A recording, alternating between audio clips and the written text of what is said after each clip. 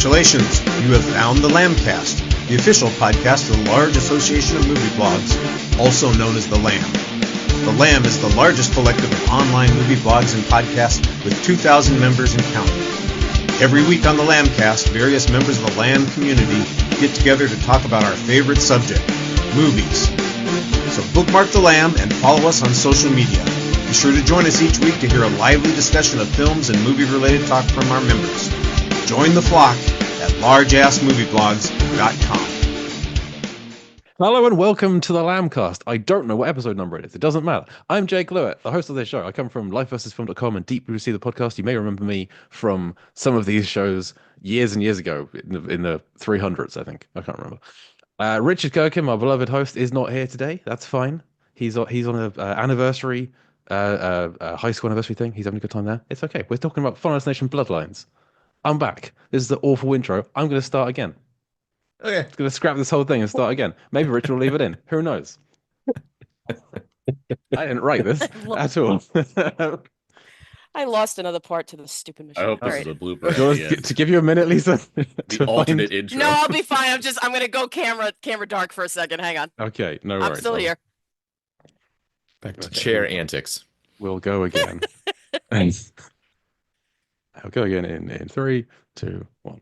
Hello and welcome to the Lambcast. I'm your host, Jake Lewitt from lifeversusfilm.com and Deep Blue Sea, the podcast. Regular host, Richard Kirkham, not here this week. He's out on assignment, dodging roller coasters and tanning beds and whatnot. Because we're talking about Final Destination Bloodlines. It is the 6th installment in the long-running, actually pretty good batting average horror movie franchise, Final Destination. And we talked about 5 of the films recently for the Movie of the Month. And just before that show, we realized, let's all come back for the 6th one. And then Richard let us all down and didn't come back for it. But that's fine. The rest of us have come back. So who's on today's show? Well, let's find out. First up, from Awesome Friday, it feels like he's on the Lambcast all the time. He keeps showing up like some kind of bad penny. It's Matthew Simpson. Matthew, welcome back to the show. Thank you for having me for the 3rd week in a row. I See? believe this is. I'm usually on like once a month, and yeah, this month I'm on every episode. Yeah. That wasn't a complaint, by the way. It's great that you're on all the time. It's good. You're always No, I took it as such, and I just want to say I love you, awesome nerds. It's cool. Excellent. Also joining us from Out Now with Aaron Abe and Two Black Guys Talk About Godzilla. He gets messy when you fuck with his plans. It's Aaron Neworth. You know, I met Richard in person, and of course, he's just like, now I'm out. I don't need to be on the show anymore. I see how it is. I see how it goes. He's met his podcasting goals. There's nothing more. He's reached the heights. Also joining us from Rabbit Hole Podcast. She reads a lot of stuff. And next on her list is Gammy's Death Book. It's Lisa Leahy. It's me. Hello. I do a lot of Lisa. reading, and today I'm doing a lot of repairing. Yes, Lisa has been fixing a chair arm during this intro and during the faulty intro I did prior to this one that didn't work very well. And for a while. So she's going to, if she dips in and out of the audio, it's because she's doing some DIY mid-podcast. It's fine. And Richard's not here, but that's okay because, we have another one joining us formerly from Rambling Ramblers and the What Do You Love podcast. Had Richard been on this show, I'd have had to put on an even haughtier, snobbish British voice and told him we're over capacity. But Richard isn't here. So we're also joined by Justin Gott. Justin, welcome back to the show. Oh. Thank you. It's kind of one of those things where I thought it was my destiny to be here, and I want to be in control of my destiny, or something, control of my own destiny. So here I am. Yeah. Right. Well, I know you're a big fan of this franchise. You and I have been messaging back and forth about it for the past few weeks, regardless of what podcast we've been doing about them. So it's perfect guest to fill in for Richard not being here. I'm honored to be here. The rest of us got to talk about the rest of the franchise recently, but I'm just going to give you a couple minutes up front. Your thoughts on the franchise as a whole before we dig into Bloodlines? Huge fan. It's one of those things that throws me back to high school because the first one came out when I was, middle school, high school age, and It's one of those sleepover movies, they know, where you'd get together with your friends and you'd watch it and you'd make all the noises and you'd laugh and you'd scream and you all the things. And we actually kind of got into a tradition where the same group of friends, was five of us, we would go see all the movies together from that point on. The second one, we actually had to get one of our friends' moms to like get the ticket so that we could actually get into the theater because we were 15, I think. And so we couldn't quite make it. And then from three on, we would see them all. I did recently rewatch them all in preparation for six. And I will say that one stands above the rest just because that's kind of the way things go, right? But I think five is right there, and it's not just because of the ending. I think it's really solid all the way through. Two and three right below, like it's very very close. Four, the only one that is outright bad, and I have no time for it, and I think it's actually quite bad. They were just too involved in the 3D. So that's my 30-second summation, summary on this entire series, which I do very much enjoy. Great, thank you. And if anyone's listening who doesn't know or hasn't heard the rest of us talk about the Final Station franchise, then go back to April's movie of the month, and you can hear us talk about it for like an hour and a half.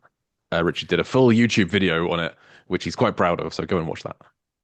And if you want to hear me and Lisa talk about it with my other co-host Mark Hoffman, head to the Deep Blue Sea the podcast episode. We talked about all the aquatic scenes in the Final Station franchise. Plugs over. Over this. I'm all over this franchise these There'll 2 months. It's great. Yeah, more plugs. These will be repeated later on in the show. But for now, let's get into Final Station Bloodlines, which we're going to start off relatively spoiler-free, as much as you can be spoiler-free with this franchise about killing everyone that's in it, before we get into the real meat of it. So the general plot, it starts out in the late 60s with a couple going to a big restaurant up in the sky view, and it doesn't go so well, and lots of people, everyone in the world, dies. The whole thing blows up. Yes, the whole planet is destroyed. This turns out to have been a dream from our lead character. A premonition, not a dream. Oh, that dream. Never mind. I'm going to. That's a dream. Thank you. Nope, sorry. by our lead character, Stephanie Reyes, played by Caitlin Santa Juana. She's a college student, and she's having this nightmare recurrently. So she's like going to go and head back to her family and try and work out what's going on. And it turns out maybe her family are on the chopping block, on death's list. So we'll get some general thoughts, recommendations, should people see it, before we dig into spoilers a little down the line. I'm not sure if this Richard Hat still does things. This is how I do things. That's how we're going to do it. So Matthew, we'll start with you. What are your general thoughts on Final Station Bloodlines? Good, bad, great, awful? Had a blast watching this movie. And in fact, I would put it in like the top 3 out of these 6 films, easily. I know someone said they weren't a big fan of 2 here, Justin. Nope, but 4 is bad. But you had 2 way lower than me. 2 is my favorite one. Okay. Yeah, it's like 2, 6, 5 now would be my top 3. Nice. And it does all the things I want these films to do correctly. It gets the balance of this is a serious movie about death, and also this is an R-rated Looney Tunes cartoon. Perfect. The inciting incident is easily the second best one in the franchise, I would say, just above the bridge and below the highway. And then everyone in it is hot and dies gruesomely. That's all I want from these movies. So, Sure. Yeah, that's what do you want? Those are the things I want. My only complaint about this movie is that it took 10 years to get it. Not that, or was more than that actually, I think. But we should have had at least 2 more 14. of these in the Almost 15. In the time period between 5 and 6. There should have been at least 2 others. Well, all being well, we'll get into it, but I think this is doing quite well at the box office, and so maybe we'll get some more soon. And I do love that one of the producers from this film is John Watts, who he did all kinds of money made with his Spider-Man trilogy, and he cashed it in to make Final Destination Bloodlines. That I love that he was like the driving force behind making it. So good. Aaron, I do think it's actually the highest grossing, like highest opening weekend for any of these films, I think, and also the highest Rotten Tomatoes by far score. Easily, yes. And the plan is to make multiple more if this was a success, and you're going to see multiple more. Like, it's fantastic. I'm in. Aaron, your thoughts? I don't disagree with much of what Matthew's saying as far as the film goes, as far as what it's delivering. I will say, I'll just preface this by saying this movie was very fun. I had a good time. I watched it with a friend of mine who watches horror movies with me. It's the kind of movie where I'm yelling back at the screen a lot, and I don't care that I'm in a theater full of other people. I yell at my own discretion. I don't make it that loud, but still, it's the kind of movie where it elicits a reaction out of me because I see things and it's like, I stop, don't do this. Um, in a fun way. I will say, for a Final Destination movie, it felt too long. Most of these are 90-ish minutes, and this one's almost 2 hours, and I'm like, why? And also, I wasn't huge on the fact that it's so CG heavy. And other Final Destination films have been CG. Had a lot of CG in them. This one felt less polished in a way that kept bugging me as far as seeing the results of some of these deaths, where I'm like, the death is fun. At the same time, it's just like I miss some of the more practical elements that one and three, even though I don't really like three. I think that those two they rely a lot on practical work, where this one is so enamored of CG in a way where I'm like, yeah, all right. But no, I mean that doesn't take away from the fact that again, it is a fun film. The opening sequence I think is great as far as conceptually and execution wise. It's a unique idea for this franchise that's already given us five other, crazy premonition death things. This is a good one. This is a really good one. Um, the character, I like that it's a family based thing. It just like it made the connections feel interesting to me, and I didn't hate the characters like I do specifically in three and four. I think those two sets of characters are garbage. So this gave me more one, two, and five vibes. Where like at least I like the cast as much as I'm supposed to, or at least I want to follow their journey as opposed to being entirely indifferent to whether or not they survive this or not. Um, and no, I think yeah, like getting one of these again, it's like great, finally. Why did this take so long? I'm happy with the results for the most part. Minor quibbles here or there. It doesn't take away from the fact that it is a fun film to watch. And then I'm glad generations came up with this. Are like, we want to see this because it's a huge success. That's fun to see. So, yeah. I agree. It does feel a little long, but I'm okay with that because I think that's where that's because of the character relationships. Because this is a family, we're talking about pre-existing relationships. That extra time is spent with those interactions with each other, and I'm That's okay where I with that. yelled the most, though. I was yelling the Okay. most at the melodrama. It's coming out of a soap opera. Oh, God, have you seen films in the UK? Do you do that in other countries? Because like it doesn't go down well. It wouldn't go down well here, I think. No, I haven't gone to. Have I been to a movie theater when I was in another country? I don't think I have actually. So no, that's never been. No, because I usually like doing stuff. Like sit, like let me go see a movie. I never do that before.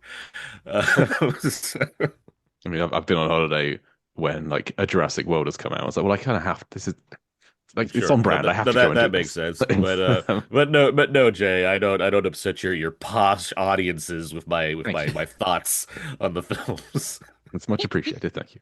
Although I've Lisa, seen I've seen clips of how people react to like RRR in theaters, so it's not like I feel like I'm alone here and having fun in a That's true. movie. so I see those like reaction videos to the portal scene in Avengers Endgame. It's like, why are people screaming? You can't Why watch are the people filming film. this? Okay, but Nerd. that's different. I mean, that's not my world, and even I understand why people react to that scene. That is my world, and I don't understand why people react to that. I saw that scene and I was like, yep, I'm All a right, big you're smile on my broken face, then, but I'm not because being even I get verbal. it. Let's be honest, listeners. You all listen to Jade. You're like, yeah, that sounds like how he'd react. We get That's this. him. I need to turn my emotions dial up a little bit. Go into my settings. You should have Lisa, seen Richard at the Empire Strikes Back screening. He was hooting and hollering. I was like, why is Richard the only one standing in the theater? It was weird. But anyway. Richard, put your shirt back on. Lisa, your initial thoughts on Bloodlines? Oh, I had a blast. I was thrilled. Um, I I agree. I don't agree that it's too long. I think what they spent too much damn time on is the backstory, which was so poorly written. That whole like first, 20 minutes, half an hour of explaining who everybody is and setting up, oh, Steph hasn't been around and oh, Sounds everyone's like you're mad at saying her it's too for it. long. Oh, no, it's not. It was fine. I was okay with it had it been written well. I just said, okay, fine, this is them setting stuff up for crap we don't care about. Nobody goes to see Final Destination to like connect with the characters and think about Too their long. backstory. But had they done it well, I would have been okay with it. So I just see it as a means to an end. At no point was I like looking at my watch going, wow, what's going on here? I see that it's necessary though. Like you need to do something. But I think Aaron, I think you were saying like the acting is so good, like the characters are so fun, it makes up for it because they're, characters like Eric and characters like Bobby and these guys are all just super entertaining. And so it kind of makes it worth it to be like, okay, well, as long as I get to see these guys a little more, it's more fun. I'm into it. I had the best time. I was reacting out loud, like I was laughing and things. And I mean, I see it right after school. So I'm at a 3 o'clock show. And so there aren't as many people there. And I don't know if I was the only one reacting. And if I was, shame on them because there are so many things to laugh at and enjoy in this movie that I'm like, yep, good. Let's keep going on this. I liked looking for all of the Easter eggs to the original films, and I like how they fit them in because they didn't wedge them in. It wasn't like, oh, okay, sure. It was clever. A lot of them were very clever, including one of I think my favorite kill had my favorite way of putting this in there, and I thought that was super entertaining. So I don't know. I really enjoyed it. Unlike Justin, number two is my favorite, like Matt, because I think the first one is incredibly frustrating, which I've already gone into that rant. The deaths, what did we call them? Interns, making stupid decisions in the first one brings that one down a notch for me. So two is my favorite. I'm a big fan of five. So I see this one as kind of like two, six, five, maybe. Because I just had so much fun with this and I can't wait to see it again and I can't wait to nerd out about it with my students tomorrow in my horror class. Fantastic. Justin, your initial thoughts? Yeah, for the record, I'm a big fan of two. I don't. I just No, wanna make we that heard you very earlier. clear. You hate two. You It's the hate worst it. thing Oh, you- It's the with worst the thing ever. passion. Four is better than two. No. Yeah. But I will say that I think this one might actually now be my favorite. It's Right. on a first watch, and now I'm gonna need some time on that, I think. But when I left the theater, I was like, that's exactly what I want from Final Yes. Destination movie. And I think Yeah. the moment I knew that I was in for a good time was in the first 30 seconds when a car pulls up and the license plate on the front of it Yes. says FL818E, as in Yes. Flight 180. And I went, Nice. oh, these people know what they're doing. Yes, Because these are fans. I didn't follow who was behind it, who wrote it, I didn't really care, but I just knew that we were coming back to the series that it had been almost 15 years since they'd made one. And so when I saw that, I was like, okay, I'm ready for this. I think it was the funniest of the series. I think there were genuinely clever and funny lines littered throughout. I think, yes, the character of Eric in particular, very funny. Him saying, So good. is that why he wanted to play catch? I thought was Right. one of the funniest lines of the entire movie series. I think that they know how to break up the tension and the fear, for lack of a better word, of that the series brings, that the atmosphere is with humor. And I love the mention of the Looney Tunes idea. Like that is essentially what we're watching, right? We're watching for these people to get smashed and ripped apart and all the things that can happen to these people. But you're having a good time doing it, and you feel like just a terrible person kind of in the meanwhile, but No, it's a lot of not at fun. all. It's fiction. I mean, like, it's just so much. I It's feel just so better much if fun. anything. Yeah. Not even a little bit. I am very much happy about it. But definitively, this is like the movie to go see and then immediately go home because we stopped at the grocery store on the way home and everything that I was looking at was out to get me. Like this truck and this thing in the grocery store is going to fall. It's one of those things where you can't help think about all the ways that they Rube Goldberg the way to these people's deaths, and it's so much fun. So like I said, it's in the top tier. as Matthew said at the beginning, like it's up there in that upper echelon, and I'm just really grateful we have more of these. Yes. Fantastic. Would Yeah, you I, when you got home, were you like me to like look around and start like tidying things and making sure things weren't like loose on shelves and such? Because I 100%. definitely did that.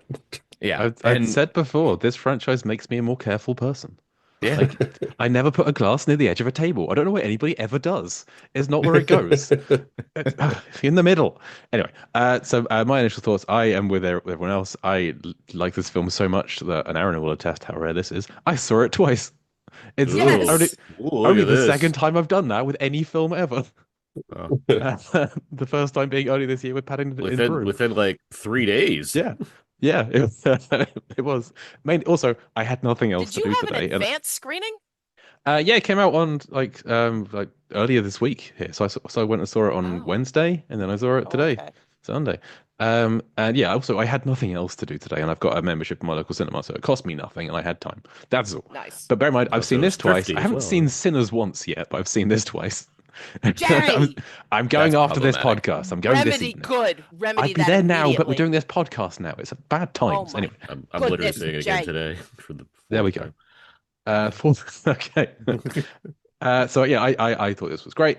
Kills were great. Though I did notice the same CGI issue as Aaron is a little heavy, but it didn't bother me too much. But it's just the better sequences are the ones that don't rely on CGI as much. Mhm. But this, I agree with what everyone said. It's exactly what you need. Exactly what you need from a Final Destination franchise. I liked how they've kind of twisted the formula a little bit, so that, like, the characters we follow aren't the ones who had the premonition or were in Yes. the opening sequence, and that makes it feel different and feel new. And I like that. Like each of these films brings something new. I like the callbacks to how things were done in the past, and looking at babies was a very funny moment as well. Is what I'll say. But yeah, so I recommend this film if you like any of the other films in the franchise or just horror in general. Go see this film; it's great. And Richard has asked for us to allow a pause in the conversation so he can put his thoughts in. So, Richard, what did you think about the Final Destination Bloodlines? Thanks, Jay. And despite everybody's snarky attitude about my not being there, I'm glad to join the show, at least in spirit. I like this film quite a bit. I think it lives up to the standards of the first couple of films pretty well. When we get to the rankings at the end, I'll tell you what I thought about that. I especially enjoyed the fact that they did a switch on how the opening disaster ends up being part of the story, and that there is a little bit of a twist on that. I think that makes it a little bit more innovative as a story. It doesn't just repeat the formula, but tweaks it a little bit so it gives us something extra. I don't know about all of the characters that we get invested in later on in the story, but I'll tell you what, I thought the first two in the restaurant scene were quite charming, and I really enjoyed them. I thought she was sweet as all hell, and I was invested in what happened to her. Later on, when we discover what the outcome was, I think that it's a little odd. You guys will be talking about it, but Granny is a little bit twisted, and I could see where it goes wrong. I'm also wondering, I assume that it's Howard that she gives birth to after this. So I'd like to know a little bit more about the intervening years, but I think it worked out pretty well. And like I said, I think the movie is good.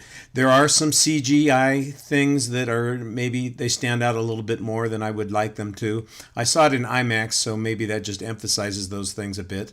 But for the most part, I thought it looked pretty sharp, and I enjoyed a lot of the kills. What kind of people are we that enjoy the kills in a movie like this? I know, we're horror fans. That's what we are. So I'm going to keep it short here and just give you guys a chance to talk about the rest of the movie, and hopefully everybody will have reached the same conclusion I have, and that is that it's a pretty solid film and worthy of the best of the Final Destination films. Well, that's certainly an opinion. Great.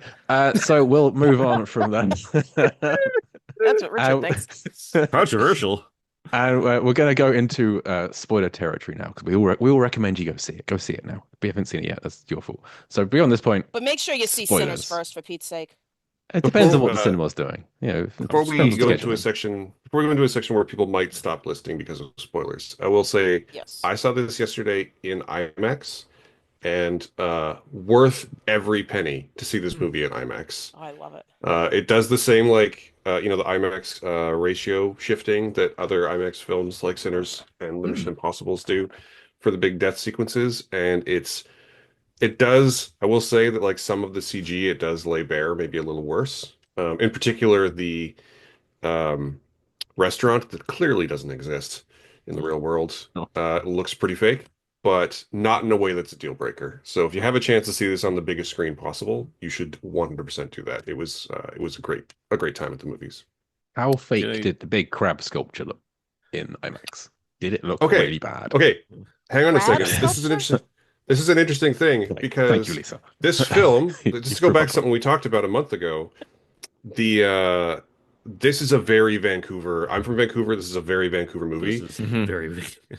Yeah.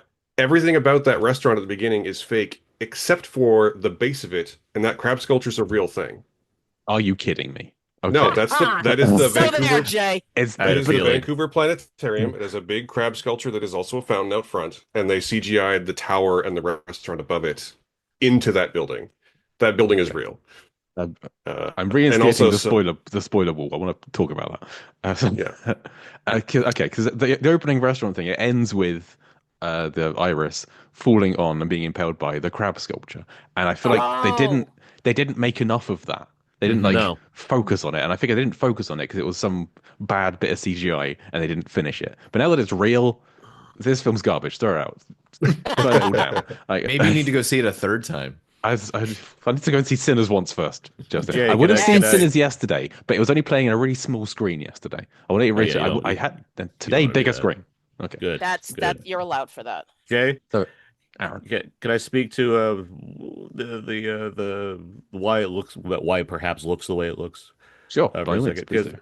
I'm aware this film was originally in an early incarnation going to be a direct to streaming movie, a direct to HBO Max, It's a shame. HBO Go, whatever they call it today, and Back to HBO Max. and I think it For now. it shows more than it should as far as it's budgeted that way. Like that's Hmm. why the CG stands out a bit more. That's why it's pretty much an entirely unknown cast, except for certain TV shows you might have known some of these people for. Like it's a very Canadian cast. Where I'm like, there's not even like one like random veteran British actor or something that's playing like, and this guy is Professor Doctor something. Like There's no it's- David Keckner showing up. Yeah. Yeah. Exactly. Real heavy hitter A-listers like Yes. David Keckner.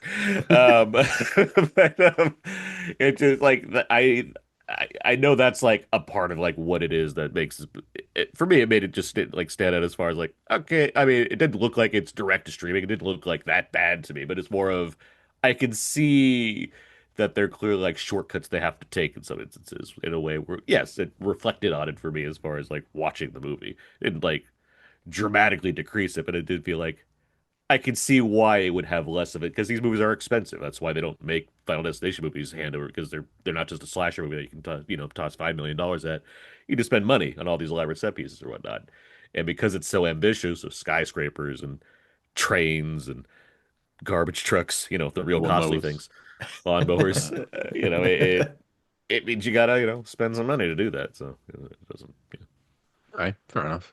It wasn't yeah. for bad though. Meaning, like I think I know I keep writing I on agree. for, but like It the- definitely wasn't for bad. and it's because it's not leaning into the 3D, right? Because even for as much as I like 5, I like the story of 5, there actually is some of that still in 5 as well. It is, but it's Mhm. effective. Where it's like you can tell that 3D was like all the rage at that point in time. It's very And of that bad time. 3D. Yeah. Right. And so where it was like it was more about throwing something out of the screen than it was about the kill itself, maybe, or about the characters, as we've already discussed.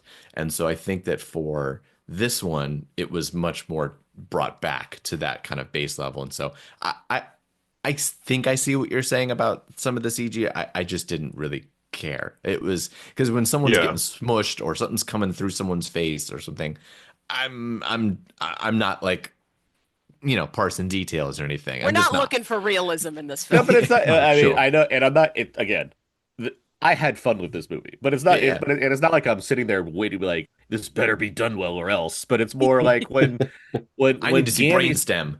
when Gammy steps outside the house and a thing goes through her face, if we're in the 80s, you could pull that off and not make it look as Yes. cartoonish as it did. Like It's true. it's that kind of thing where I'm like, I know my horror movies. I know what's possible with makeup. Like I don't necessarily need it to only be practical or else it's not a real movie. I'm not saying that. But at the same time, when it when it's enough for me to slightly wince because I know there's a way to have pulled that off more practically that would have looked even more gnarly. I do like it does make me kind of like wish for those days again as opposed to the okay, yeah, we took this route out. And when it keeps doing when it doubles down on it over and over again, for some sequences it works, like an MRI sequence, there's no other way to really do what they did with that than what they do with that with using computer effects. That's I understand that. When there's enough of it going on where I'm like, okay, and then yes, it's also not as polished as it could be because it's not, it's not ILM and James Cameron working on this thing. It's, Mhm. a new line horror film. It's like, all right, yeah. So like I hear what you're saying, and I'm glad you liked it more. I get that. That's completely fine. I have nothing wrong with people enjoying a movie more than I did. It's just like there's enough there where I'm like, I can see where I would like this a little bit more if it made a few tweaks here or there. That's all I'm saying. And maybe the hope would be that with this one making almost $50 million in its opening weekend, that they They'll just might give it more money. they'll Yeah. give the budget, yeah, to the next one, and then you won't have some of those issues. I totally agree with that. Although I thought I read that that guy actually did that stunt in the MRI. He actually did all of that. There, I'm that's real. So That's that's real. so that you're saying I know that's funny, but you're saying that like that's the other thing. There are stunts that I know are achieved somewhat practically, but because the movie has a certain kind of sheen on it, because again, that's just how it's filmed. It like if there are practical things that I'm not seeing, it's because it's not shot well enough for me to Yeah, recognize it that it's is. practical. Exactly. So it's like there's that scene where the old man gets crushed by the elevator. I'm sure there's a practical element in there somewhere, but I can't see it. So it just looks like Because it seems Play-Doh, silly. And Yeah. like there's cartoon another bit, Play-Doh. yeah, towards the end, another character kind of gets smushed. And I've Yeah. read somewhere they get like bisected, and I'm like, I can't. How do you know? I just see like they're there and then they're not. Like, Yeah. I did see because this movie had the record for the oldest stunt woman ever set on yes. fire. Do you see that article? Yvette, I saw her in Yvette there. Ferguson. I Yeah. saw her in the tower. It was like, oh, that's the oldest woman. They put I a literally yelled at seven, my friend. I'm like, that's the oldest woman. they See, put a I miss those 71-year-old woman out of details on my retirement to set blackouts. fire to her. I miss those details when I don't read things beforehand. So now I'm going to get that on the next viewing. Well, it's I funny. love Like that. I didn't watch any trailers. I saw the teaser like a long time ago, but I didn't watch any trailers. So I didn't even know like a building was going to be the main thing. I didn't know that was Mm. like And the wasn't it premonition. delightful, So Aaron? what? It's It like was the best delightful, way. but I did see the headline saying the oldest woman never be set on fire for a film. And I'm like, well, that's I'm fun. there. Like that. Like for a I mean, that film, is fun. less Oh, so. well, sign me up. But, And I will say, because I watch the trailers when I get into my car after I see a film, Mm. they did well with this trailer because there are Mhm. some misleading deaths Oh, in yeah. the trailer. okay. So kudos to these guys not giving everything away. I appreciate that. The fake Well, outs. Speaking the of Yes. misleading in this one are deaths, pretty great. I Yes. love that because with this kind of film, you're going to give everything away in the trailer. So I like that they're setting up and they're like, maybe this is real, maybe it's not. We're not going to tell you. I liked that. I appreciated that. well, There's let's actually, if a memory serves, there's even one shot in the trailer that's just not in the movie. Is it Hulk? I Is it Hulk believe running so. at the camera? Yeah, basically. I know there's at least one like there's at least one shot There's an of implied implied death. death, and then there's an actual death that does not happen. Yes. Yeah, Oh, in the trailer. So they did a very Thor's eye patch I was with the very trailer. happy about that. I still haven't seen the Yeah. trailer, so I will go and watch them later. But let's Yeah, talk about the it deaths just that makes me actually were happy. in the film. Mhm. And let's talk about our favorite deaths, because that's what we're here to do. That's why we went to see these films, is to watch these people die. Yes. So let's talk about favorite deaths. Aaron, favorite death? Sure. So my favorite deaths are always the one that are the most like ratcheted up the tension, complicated. So it's even less about the payoff and more about the when's this sequence going to end thing. And I think 5 is my favorite one of those with the whole gymnastic sequence. I think that's Yeah, just sure. fucking brilliant. Yeah. This is definitely the backyard barbecue. Because of all the pieces put into place as far as where this is going and all the misleads and red herrings is like what's the glass shard that's in the drink somewhere and you don't know whose drink it is for a while, which I thought was really fun because it's like where's this going? That's a And hell of that's a not- MacGuffin, that one. It is, and it's such a great like lead up to oh no, all this stuff happens. Dad steps on the glass shard, in fact, like steps on the shard, falls over, everything happens that like leads to the lawnmower getting activated and going, and then yes, Oh that's a my gnarly God. death as far as lawnmower to the face, and I'm like, oh my God, that's Like so you terrible. thought Sinister was bad. This one actually goes there. This one really gives. It's like we're not shying away. Let's go see I it. Oh my God. I always love when they signpost these things early on. We're just like when Steffi first goes around there and like Howard's mowing the lawn, just like real close up tight shot of him pressing the button on the lawnmower, and then you don't think Yes. about it for like 20 minutes. Uh, So that's gonna Yeah. come back in Anton somewhere. Chekhov was very proud of this film. Mm. Like you got Yeah. Chekhov's lawnmower button, you've got Chekhov's vending machine spring. I mean, they were everywhere. My favorite would I be heard it Chekhov's as Anton. plant pot. That was a good one. Sure. Yes. I heard it as Anton Chigurh. I was like, yeah, he does. There's a coin going through this. No. You're right. I'm being That a is- literature teacher. That's Friendo. a He's book. a Russian playwright. No Do country's you a know problem is a Chekhov's book. gun? I'm aware of Do you know Chekhov's Chekhov? gun, but Okay. I heard Anton I Chigurh wasn't first, sure. which is also a book character. Good. True. Okay, well, Matthew, what's your favorite death? It's probably actually the backyard barbecue as well for all What's the your second reasons favorite death? Aaron was talking about. My second favorite is probably it's not the most elaborate one, but I do actually really love. So we're in spoiler territory. So there's an early scene where like the main character is visiting her grandmother, and like the rope holding a plant pot is weakened by a magnified beam of light, and then like an hour later, that kills somebody. Yes. And I Yes. just love how thoughtful that setup and payoff was. All kind of They death do it plan. several times. Like, yeah, they do it several times with like the lawnmower, like I said, where it's like a very short window to the payoff. But this one is like from the beginning to the end of the movie. And I thought that that was really a little above and beyond what these films usually do. You know, usually it's pretty self-contained. Each kill is pretty self-contained, but this one actually spans the whole movie. And I thought that was really thoughtful and nice. You know, thoughtful and nice way to blow somebody up. Yes. Well, that's why we're here. You do it with kindness. Yeah, exactly. With kindness. Lisa, any standout death MRI. sequence? The MRI all great. day. That Love it. whole sequence where, they're messing with the vending machine and then like obviously they're going to suggest that it's going to fall on one of them and that's not going to happen if you've ever seen one of these. You're like, oh, okay, sure. But then the spring pops and you go, all right, there's the thing. That's what's going to do it. And I just loved the whole setup of the magnet kicking up really high and then like so I love what speaking of callbacks with Eric's sequence in the tattoo shop, which was just fantastic. It's so reminiscent in a lot of ways of the lottery winner in 2, only they cut it in half, right? They don't go all the way with that one. Not to mention the explosion, now that I'm thinking about it, it really does kind of parallel. But I love that his piercings come back to screw him over later. Include all the piercings. Well, you knew that was coming. Like all the 13-year-olds are gonna love the hell out of that.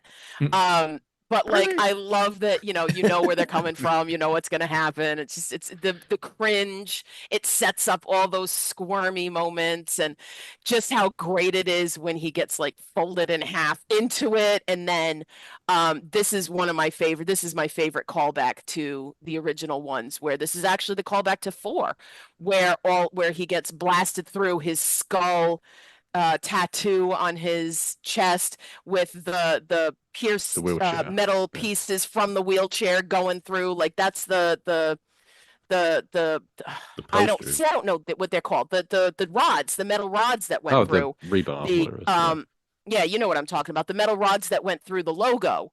I liked that very much. That whole callback, and then of course Bobby getting it by the spring, not the peanuts. That whole sequence there was just super, super fun. I loved the spring just keeps turning. It's like screwing into his head once it's in there. Yes. He's already dead. We don't need to do this, but it's still just spinning. And I'm like, yep, good. I also want to know what vending machine has a spring that size. That was that was a wide diameter spring for those machines. You know what they say? Everything's bigger in Vancouver. I guess that's not, like a chair spring that's not little spring. That's a big spring. Justin, you got a favorite death not mentioned so far? I do actually, and for me, it's the garbage truck. And I think that's mine. Great. The main reason is because you don't think it's actually going to happen, because up until that point, you think Eric's next. And so I was actually watching it anticipating maybe the truck's going to run over Eric. I mean, obviously something a little more than that, but like something was going to happen to Eric before they could get her out, right? And I thought that it's just hilarious when she get the exact situation that Stephanie sees happens to her. She ends up in the trash can, amazing, and that played like a Looney Tunes moment again to reference that. What a great reference, and just to go up and into it, and you're like, okay, well that's terrible, but nothing's gonna happen to her because she's not next. And the whole Right. time you're thinking, how is she going to get out of this? And then only her arm comes out of it. And I Part of think her that face. Part of her face, yeah. and I The thought that squishy was part. just a really, really great use of deception on the film's part and revealing, obviously, to us that in the next scene, like what that what that deception was, and just I think the hilarity of it. I think that was one of the perfect situation where you get the humor and the horror at the same time, and so that's why I would pick that one.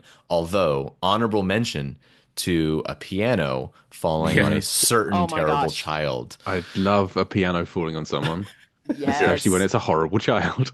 Yeah. I loved that whole concept of waiting, like the other penny to drop. And I loved that they ran that through, and like just that phrase is like, you're waiting for the other penny to drop. And it's like that thing from the beginning of the film to the end of the film, that this stupid penny like does this whole thing and runs this whole film. I love that kind of like, I want to be a fly on the wall of like the writer's room when they're coming up with these Mhm. ideas and going, yeah, but what if we do this? Well, what if we do this? I love this kind of stuff. I just think that that would be such a fun time to hear people come up with these films.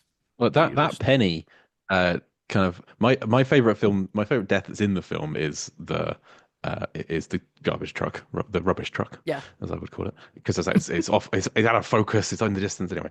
And Yeah. I also kind of had the same thought as Justin, that maybe Eric's gonna like die on the way to saving Mhm. Julia, then she's gonna get crushed in there, whatever. Great. But my actual favorite death isn't in the film. It's when the penny is rolling through the credits and you see all the ones that we missed out on. One of them is Water Park Yes. Catastrophe. And I'm like, we can't talk about this on Deep Blue Sea now because it's just they didn't show it to us. Oh, that's And it true.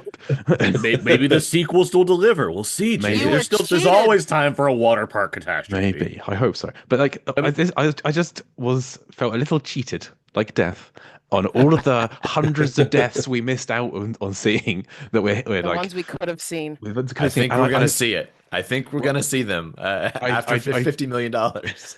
I feel like I when agree. they go to the morgue and they go and meet, we'll talk about who they meet in there in a minute. I know there's Oh. spoilers, but whatever. We'll get there. Well, just a minute. There's no When spoiler there. there's an autopsy occurring, it has fully occurred. Organs are in hands, and I feel like that character on the table should have been like a middle-aged guy who's just died by like being riddled with pennies, just like stabbed him all the way through, and it'd be the kid from the start who was like the third to last to die.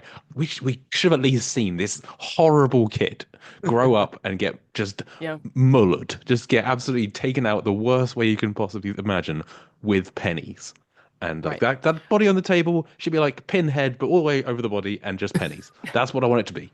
That's what. It could I have want been it to like, be. like in Nope, right? Where his father gets killed from the quarter going into his eye. Yeah, or Kevin Bacon in X-Men First Class with the Yep. Any number of coin-related All of deaths these. that there's There's- Yes. a there's numerous amount thousands. of at this point. Yeah. I for one, I'm really glad that this film took such a strong anti-penny stance because I believe at this time it's really good to have that political, backing just to get rid of the penny. It's a good platform. Doesn't need to exist anymore. And They're I out think to that get you. The pennies are out to get you. Not only are they more expensive to make than they are worth, they cause just gigantic explosions very that kill strong, hundreds apparently. of people. Yeah, this one penny has killed hundreds of people. I don't know.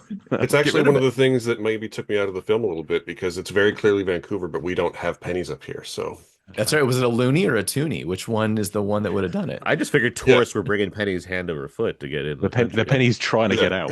It's head over tails. Well, down, that's head why over they're tails. going into the fountain because nobody wants them. Exactly. Like, what the fuck is this? What am I gonna do? I can't buy anything. Say.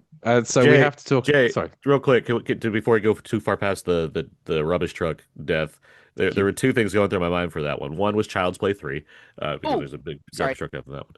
And the other was like you guys are saying how you were wondering like, well, is he gonna die because he's supposed to be dying next? My movie mind was racing because I'm like, if they're gonna kill her off, that has to mean that there's gonna be like in my I was sitting with glee waiting for them to explain that the father or mother, like someone must have had an affair at some He's point, and then it adopted, happened, maybe. Or... and then I was cheering because it was so hilarious. That's like that's the reason they came up. Was like, oh, because it's not actually part of their family, and it was Yes. just really funny to me. Well, the I was very bloodline, happy. Yeah, which led to the line I mentioned earlier about is that why Yes. he always wanted to play catch, Is which that was right? such a great line. Yes, Yeah, I it might be love the the best character line of in the Eric. movie. I'm It's- just it- bummed that we don't get to find out who that dude is. That's Yeah, what I was because wondering he's too. so- Like His they said, reaction is so strong. I'm like, where is this guy? Show I don't think him we to need me. to. Just picture who Eric would hate, and just in your Yes. mind, they I they think we, just we they all got it. they said the name and it made me think of like Big Lebowski when they're like it's the Knutsons and he's like who the fuck are the Knutsons? Like I'm like who's this guy? I mean, I assume that one of the next films will start with a funeral, and that guy will be at the funeral Yeah. and revealed to Oh be Eric's God, I funeral. hope so. Yeah. See, I that's like the best kind of fan service. The kind of fan service is like, if you didn't pay attention, this isn't for you. Yeah, like we had like the funeral for the grandmother in this one, and then like short, yeah, so we have the funeral for Howard. And I then we kind of just wanted, stopped having funerals. yeah, I wanted to cut to the grave every time somebody I was died. like, Is for what I more kind of wanted to funerals. happen. And just a line of stones. Yeah, And then like a line of dialogue saying like this is getting pretty costly having all these funerals these months. yeah. Should we like wait till the weekend and kind of do all the ones that The happen this week in grave a row? diggers are sitting Did you there have to- going, did- well, did you I have to guess put you're the- waiting overtime. Did you have to put the cousins in the same coffins? Do you know how expensive funerals are? He was like compressed. He fit. It's fine. So yeah, so when they go to the morgue, there is one familiar face, one big name actor in this film we have to talk about, which is of course Tony God. Todd, who was ill when they made it. They He cut him down looks to one terrible. scene, and he's passed since then. And he but his wrote, scene, he wrote his dialogue as well. yes, and it Mm. it really hits home if you Oh, know it's bad. that he was ill, because he's talking about, I didn't write the full speech down, but it's, make the most of the time you've got. He's retiring. He's going to go and spend time doing what he wants to do, basically. And it's a beautiful scene. And it's only a shame that didn't come out kind of before the Oscars in memoriam that year. And so they could have played Oh. like that scene at the end of it. I think would have been perfect. Right. Instead, the Oscars decided to have not him at all, which was Yes, another that's- glorious choice by the Oscars. But any thoughts on Tony Todd and that scene? I mean, it brought tears to my eyes. I mean, like, I don't want to seem over dramatic, but it did. Like, he was one of my favorites, and just like having had the chance to meet him once and just like to know like what a good guy he was in general. If you ever followed him on social media, he always replied to people, like he connected with his fans. Like, he was just one of those amazing people. And just to see him physically, it completes, like F cancer kind of thing, because you Yeah. just see that he's been eaten away by it, and it's so sad. And you love him for doing it because you know that like he is this amazing part of this franchise and he is so wonderful. And to I'm glad they don't wait for like the end of the credits to do their in memory of Tony Todd. Like, you do that right at the end, the way you should.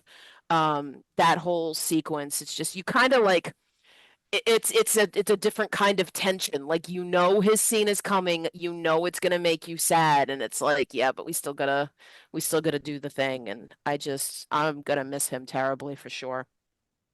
Yeah, it's also one for me, like it made me a little misty as well, because he is like a favorite. He's such an icon, but also because as someone who like my mental image, I think everyone's mental image of Tony Todd is as a very substantial physical presence, and he was so emaciated and just sounded different.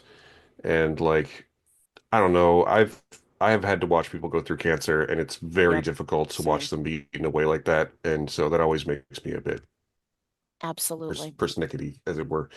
Um, yeah, but it was a beautiful speech. It was a beautiful scene, beautiful speech. I'm glad he was in it, but it definitely like affected me more than I maybe anticipated.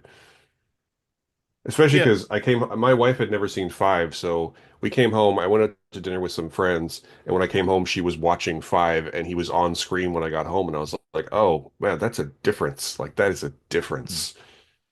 It was yeah, really hit It's, home. it's also over a decade, so but yeah, I get it. Even that, I Yeah. mean, yeah, so you're not, when you're affected in the way he was by Yeah. cancer, it showed a lot. Again, I didn't see the previews at all, so I didn't realize what he was going. I knew he was in the movie. I didn't realize what he was going to visually look like when I saw him, and it was, I don't necessarily say upsetting, but it was certainly like it was more.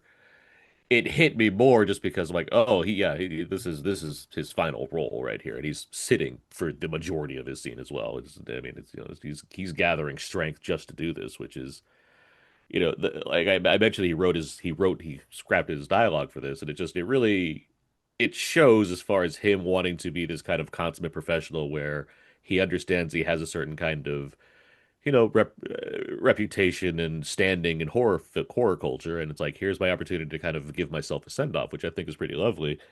Um, and yeah, I mean he goes out in a way that I think is entirely fitting and respectful, and you're seeing a guy who's played so many great roles over the years, but obviously like Candyman is just that's a favorite of mine. So like watching him just have this one last chance to basically just literally say goodbye to everyone.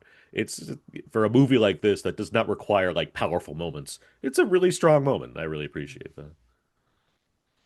Yeah, I Well, wouldn't say it was as ominous at first, right? Because the dialogue is so hopeful almost in a way, like you're saying, if he wrote his own that dialogue, that's pretty great, but then obviously he gets to, throw a couple punches in there that come back then again later when they talk about, if you fuck with death, it gets messy. And so I think that for that, I think it really worked. And yeah, it's wonderful to have him there because again, as all have mentioned, he's essential to the series. And I clocked the little kid in the opening scene. I I'm was gonna like, ask if that's anyone realized. probably Yeah. that's I probably going to be didn't get him. there. no, Yeah. same. I didn't. And I was just like, that's probably going to be where we're going with this. And I loved that it tied him to the series because in the first couple, you actually think like he might be like He's Death's dead, agent, right? Yeah. right? Like, I mean, he's actually like a No, part he's of just a this, but fan. He's he Death's just PR guy. really, he just understands because now we know he's a part of all of this. And the reason he's alive still is because of what's happened. Now that's obviously a retcon, but like it still works really, really well. And I it's one of really those, liked that. I think it's another thing where you can tell the writers not only have seen the movies or whatever, but they really do cherish the series Yes. and want to make sure that it's something that everybody, can look back on and be like, okay, that actually fits. And it wasn't just fan service It because no one also wants gave just fan service. it also gave a good reason why he was going to pass.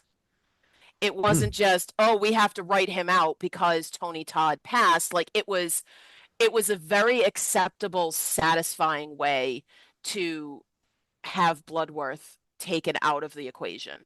Mhm. Like I think that was very thoughtful, and like you said, that was good treatment of this iconic character who's gone through. And it wasn't just he didn't get some cheesy Looney Tunes death, right? Like Which would have been hard to watch.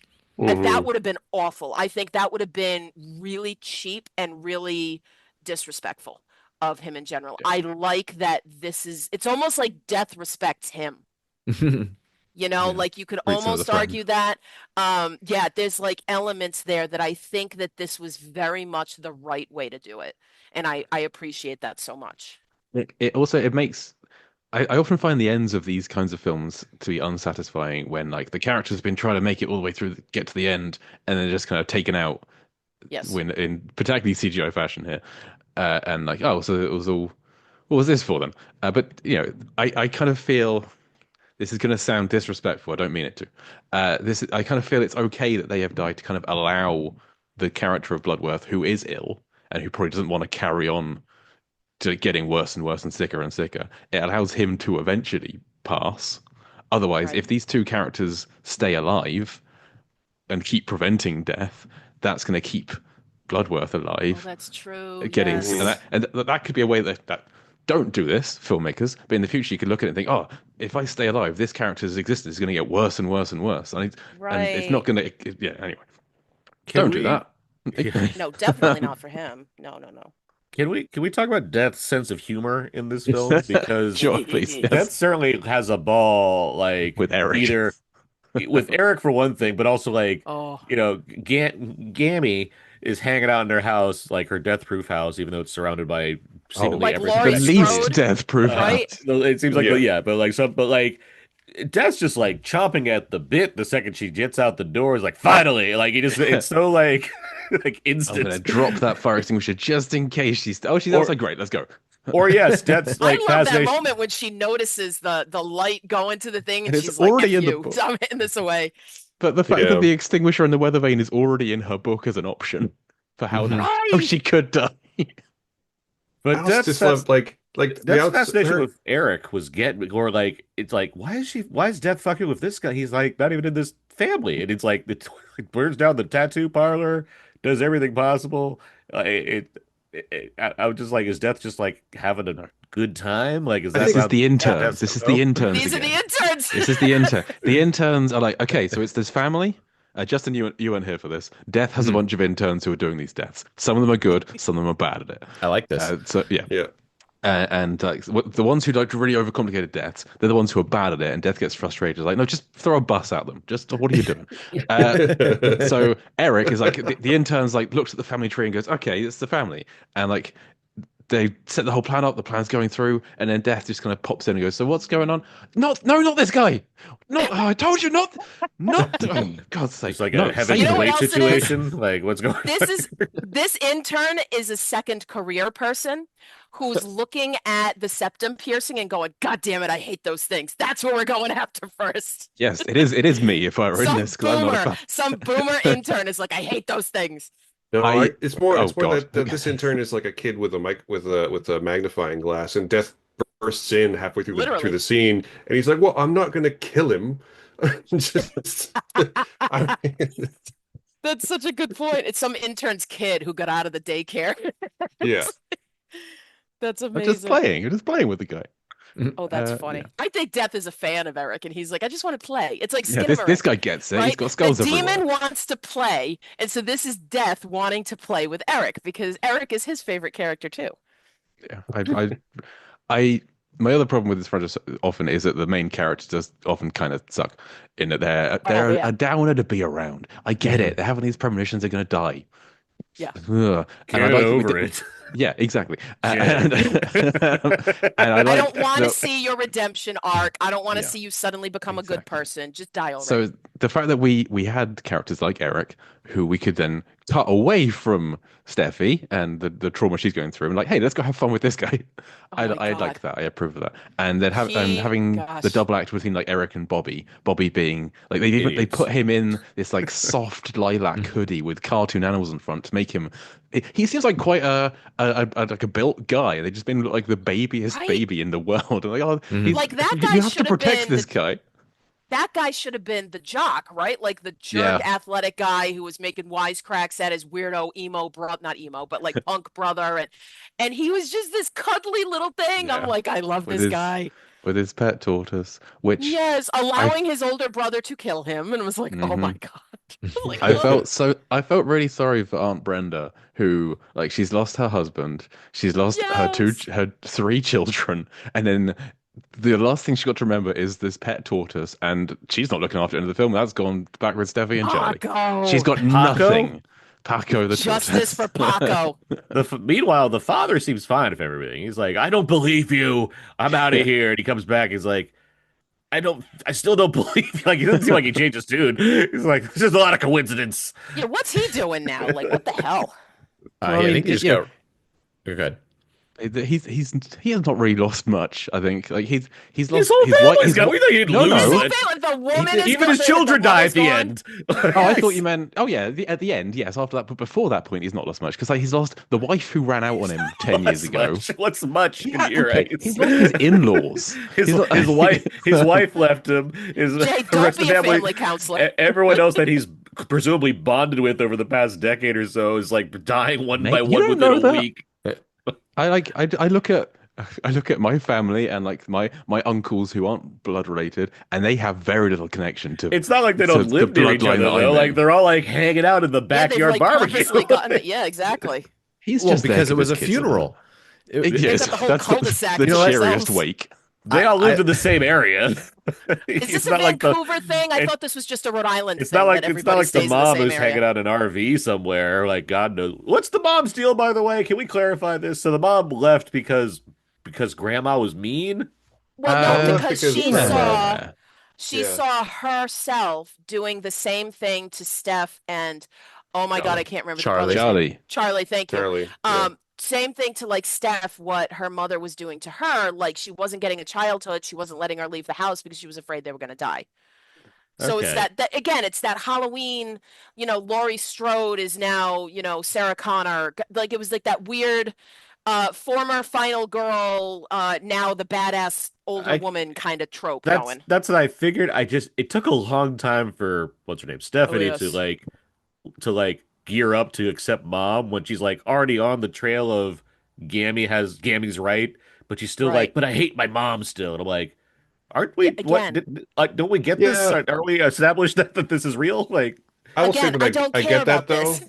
I get that though Stop writing because these. like what happened between Stephanie and her mom was real and direct, and what happened between her mom and her grandmother was something between two other people. So it's much easier to forgive when there's like a generational gap there. As someone who has some complicated family politics in his past, like I 100% Fair. get that. fair enough. Sure. Okay, well, I'll- anyone else got? Oh, sorry. I was just gonna add that Gammy's Death Book is an all-time rock band name. I like it Gammy's needs Death to. Book, yeah. Yeah. It's a pretty I want to copy that thing. it's a pretty great like bit of production design prop as Yeah. well. Like it's an awesome book. Like Kudos to the art student who got that project to do. yeah, I just the full map of it all. I love. Yeah, it's great. I just love, Yeah, love I how wonder many if that different was, like- deaths are in there. Wait, what if it was like some like fan who's like working on it who actually created that all the way along, like with all the deaths? It was I like, mean, Gammy Charlie is the Day fan and in the this book. scenario. yeah. I also That's love true. that she clearly left the house long enough to buy a really nice leather folio to put it in. That's, She made it. She made that. She had a cow. Who Yeah, gave She its it's knows life like- to she have knows a how to folio. use the internet. Yeah. I also feel like It's this is dumb. one of those things where like, people who are not fun will talk about how did she survive in that house alone that she never left. Like DoorDash is definitely not coming to that front yard. You know what I People mean? who are Like not There's fun. preppers who do this kind of thing. I'm sorry. Yeah, but yeah. Absolutely. She makes her own food. She has a Yeah. massive basement. We just can't see it. There's a full Yeah. farm She's down off there. the grid. exactly. But I do Again, love Laurie I Strode feel like had we that whole haven't thing.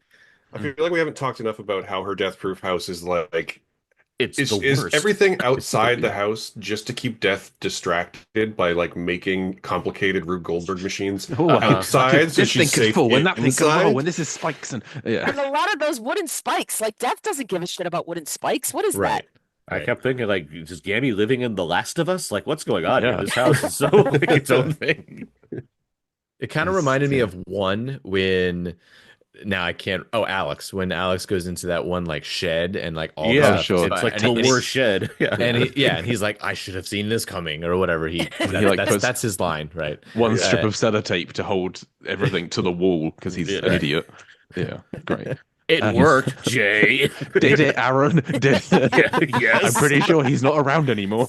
I'm pretty sure he didn't die of shed. No, a falling brick fell on bricks. him. Die of death by shed. We all got to go somewhere. So, anything else we haven't talked about that you want to talk about briefly before we wrap this up? Hang on, let me look at my notes. I want to make sure I get everything in here. Oh, was Howard Campbell named after Bruce Campbell? Did anyone was- pick up on name trends? Well, I was the yeah, trying to earlier check the films? names. They're all Campbell and Reyes. because it's all one R-E-Y-E-S. family, so there wasn't a lot Yeah. of room for like name references. Right. So I like couldn't think. I'm Campbell. like, there's not Soup. much here. They're named after the soup, maybe. I don't know. Probably not. I have Uh, I have a logistical nitpick music question. Okay, there's a lot In of the- music in this film. In the late 1960s, which is when this is, was the radio playing music from all time, or was it just what was popular? Because Ring of Fire is a very early 1960s song, And I think Bad Moon Rising didn't come out until closer to 70. So there is That's a good some point. like continuity stuff A that little I don't anachronistic. I No, don't this really care. But Bad like this New Rising is because yeah. because music has played such an important role, especially in five, but in this one, I'm just going to go ahead and argue that one of Death's interns is a DJ. And just I just to love make that sure this that is the our explanation for like everything. I love this. there's desk jockey. there's one guy in a booth somewhere, and that's like make sure the cue happens correctly. Like make sure they hear this song so yeah. that I can do my plan. You know, Yes. yeah. You're right about Epic. Bad Moon Rising because that was like that stuck out to me. But Yeah, you I know, was Ring like, of Fire was like I was also wondering is like yeah like is there a K Earth 101 from the Right. Not to mention that plays the the genre oldies? In the right, the 60s. genre blend was weird. And you know what? That was starting to make me wonder. I'm like, is this then or is this now? And I was starting to wonder. I'm like, maybe it was a classic car that somebody did. And I was trying to get cues. It was a little wonky in the beginning there. I think the glossiness of the tower too made me think it was also a little newer as Yeah. well. That And was the movie doing its best to be like, yeah, we're a period film. Look, cars on the street. Don't look too far back. Yeah. I Well, it's don't also wanna- actually just to tie that back to something that Aaron was talking about earlier. Like, I think that's just an artifact of CG without the budget to Yeah. include Yeah. detail and texture, Yeah. right? Like Yeah. the building itself, cool design. I really love the practical set version of the building as well. But every exterior shot, you're like, yep, that is clearly CG because it is perfect. Like it's Right. Yeah. Uncanny Valley in a building because there's no Perfect, but not no because they were text- 5 yeah. months early. yeah, and there's no texture That to sent any a of it. shiver down me. Nothing Um, should come in any Not earlier to 5 ever. months No. early. Yeah. It's like, egad, no. I Yeah. was amused that the film accurately portrayed how if any time a black band plays shout, white people can't help but dance to their life's content to the point of death. That was like, And yeah, that's jumping. true. That's Well, that's very as much As how soon that as they started playing that, I went, well, that's how the floor is going That's- under because that's- everyone's going to be jumping. White people can't help but We get just a little don't bit help louder ourselves. now. Yes. That's- On my do not playlist for my wedding. I'm like, no, overdone. at, No. at your inevitable glass floor wedding that you'll have. My glass floor wedding. Yes, exactly. There will be 500 no feet up. busting through. It was a Final Destination type wedding. We were very careful. I like What's the that? line that was like the building was finished 5 months ahead of schedule, and then did like young Gammy ask like, "Is that normal?" And I'm like, Right. "No, that's, No. No. that's not good at all. That's a terrible As- thing to tell somebody." As someone who works in engineering, no, nothing that happens No, early should be released. No. that I means you was do extra dying. checks. Yeah. Yeah. And how Yeah. many That people time. they're putting in that elevator? I was like, no, Yeah. no. I am not getting in that damn There's elevator. a safety it's not factor, happening. but not that much. There's always no. I don't know. Never. 5 months early. 5 months early just sounds like government efficiency to me. I don't know. It's like Titanic. We'll make headlines. We'll be there, and then look what happened.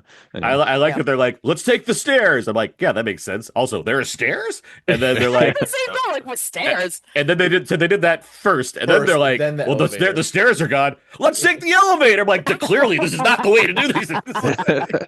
They didn't have time for an escape plan when they made it 5 minutes. And we'll 5 say at months that early. point, what are you going to do? Oh, we forgot the Try ladder. something. Yeah. Was it the same restaurant from Drop? It looked the same internally. Didn't it? As I it looked like agree the with same you. windows and I everything. actually had that thought too when I saw the windows. I'm like, I've seen this last week. Like, Yes. It's Much better in this film, though. I Thank mean, God. I didn't hate Drop, but like I thought Drop. this was better. I did. I thought I Drop didn't was care fine. for it. No, I've seen too many of movies just like that. It was just like, no, I mean, I had that from the beginning, but that's a different podcast. Oh, I can episode. agree as far as when you cast certain people and you don't cast. I mean, it's like I get it, but otherwise I had a fun Right. time. Right. Justin's comment about this being the funniest one. The other line that I really liked was after the Tony Todd speech. Eric's like, I believe that guy. That guy was really charismatic. I just like. Yeah, it's such a And Bobby's great like, background "That guy." line. That's that's about like a good I feel like ADR Eric line. is the new Randy. Eric is the Yeah, new Randy yeah. for all of us. It's like, this is the guy I want to be. It's when she's texting him. One of the texts that Steffi sends to Eric is, "Did it get you?" Did it get you? I missed that. Very So good. uncharacteristic of her. Like, why would she ask that in particular? Like, that was just great. I saw that too. But It's yeah, amazing. that's all my notes, talking points. Anything else from anyone else, or will? Just think we to, got to jump back on the music one for a second, like anachronisms aside, perhaps, banging soundtrack though. Like, yeah. no bad songs. Can't not Agreed. dance to shout. Yeah. we're Very on the nose, that's for sure. I guess I have one more. That's the franchise. Noting the log truck that drove by and almost hit the motorhome was a nice little callback. But then the logs to be the final death, Yes. coming out was just kind of like an ode to two, and which is a terrible movie, I hear. And then like just but just the fact that they brought that in, I thought was great. It was just if they wanted to end it, this would be a good like kind of bow to end it. Maybe they should call this one the final destination. I don't know. Again, Death's sense of humor is like, all right, I'm gonna make them think they got away, wait From the like train. 3 weeks, and then go after them. Yeah. I do love in this loved all one. that, though. I do love in this one. There's a great letterbox list somewhere of movies that have a great like 2-line character, and this movie would be on the list for the guy who reveals that she didn't actually die. Right. This guy, When they're like, "Yeah, I brought you back from the dead," and the doctor's like, Mr. "Well, Medley. yeah." The pedant. Just the look on his face when Yeah. he's like, Yeah. no, not If her really." heart didn't Yeah. stop, then she didn't really die. Yeah. That guy's real my fun at God. parties. Also, what's your name? Seriously. I got some wrongfully accused vibes from the train chasing them down the street, though. That was fun. Yeah. Where they clearly went to the Prometheus school of running away from things. Yes. I did Oh, say God, left. right? I was yelling left. Yes, sir. Left isn't part of Death's plan. And then they stop over. They like keep going. Yes. Don't stop. Yeah. And then So they don't. good. Good. So that I think that'll do it for our talking about this film. I can't remember. Do we do ratings still on this show, or is it just we just move on? I can't remember. I think It's we been a just while. move on. Like I haven't done those in a while.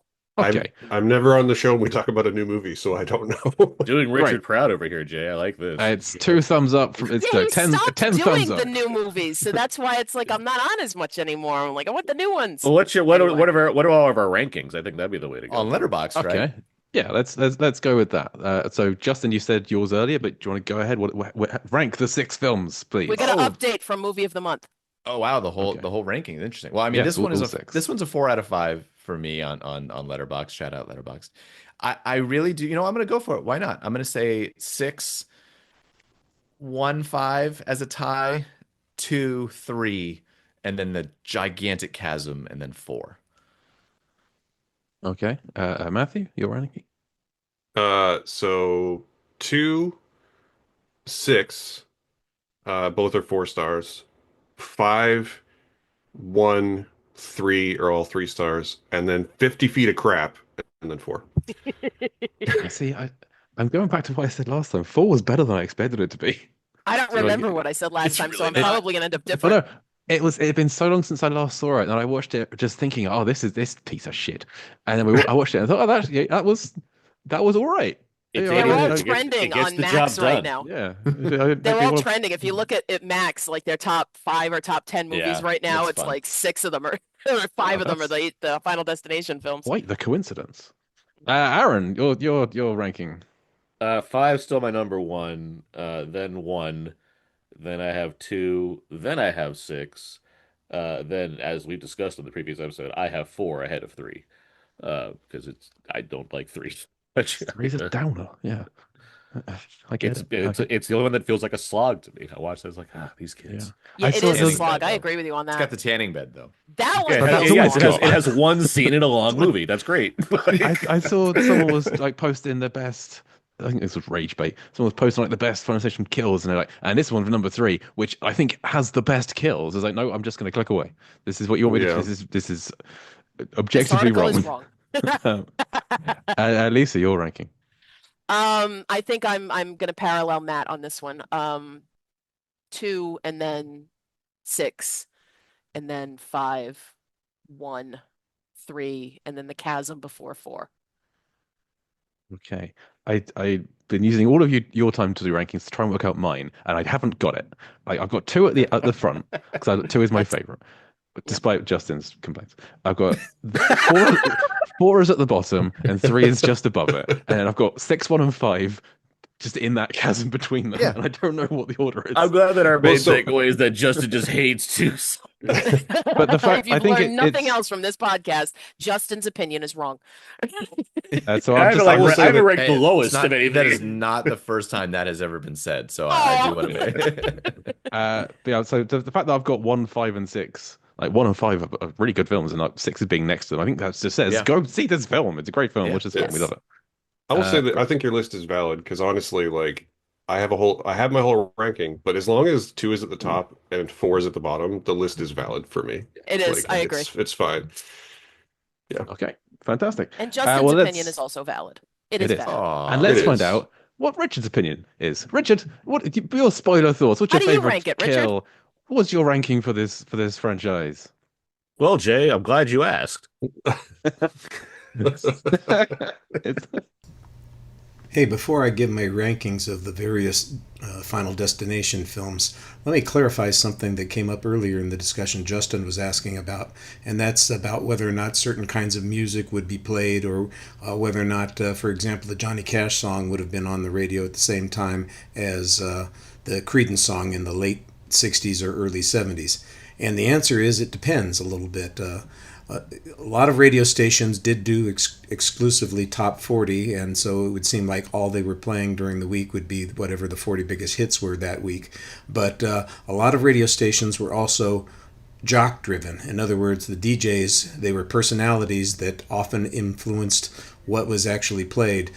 Before the programmers took over everything, DJs often had the influence on what songs to play, and shows like The Real Don Steele, Robert W. Morgan, Charlie Tuna, those DJs often played things that they were interested in and might very well have shown up on the radio. You could have had Creedence and Johnny Cash back to back. Also, Johnny Cash had a successful television program at the time in the late 60s, and so he's not that far from the cultural zeitgeist when it comes to music, and his songs might have easily been played just as a reflection of what people were watching that week on television. And finally, I don't remember exactly if there was a reference to it, but they could have changed the station, and there could be other stations that they were listening to. I just don't remember the opening that much, because I'm not that picayune about some of the technical details like that. But I'm glad you guys found something to talk about. Whether or not the music from 9 years earlier would be playing on the radio. That's an important characteristic to be talking about. When it comes to ranking the films, I think I'm not too far from a lot of people. Again, we're going to have to give Justin some hell here. What does he mean 2 isn't at the top of the list? How could you possibly think that it's not nearly the best film? I'll go with 2 as my favorite, and then maybe 5, and then 1, and then now 6, and 3 and 4.